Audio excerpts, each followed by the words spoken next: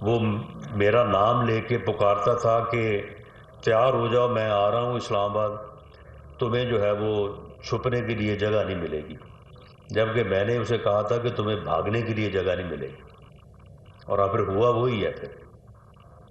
اس کی ہمت نہیں ہوئی کہ وہ اسلام آباد پہ چڑھائی کرے، اور جو اس کا نقطہ عروج تھا پنڈی میں،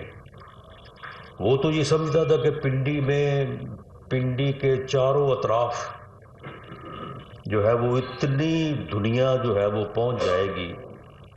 کہ پورا جو ہے وہ پنڈی کا ایریا نہیں بلکہ ہر طرف جو ہے وہ لوگ ہی لوگ ہوں گے،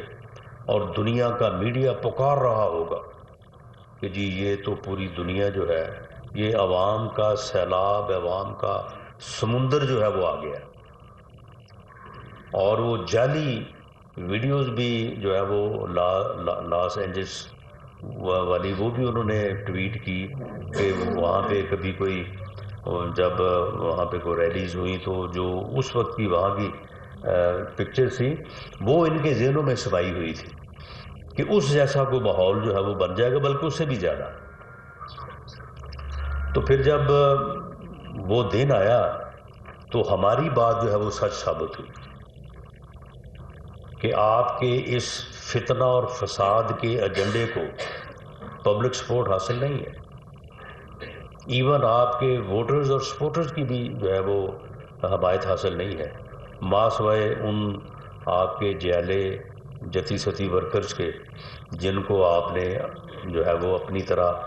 گمراہی کا جو ہے وہ شکار کر لیا ہوا ہے، تو اس کے علاوہ جو ہے وہ آپ کو حمایت حاصل نہیں ہے۔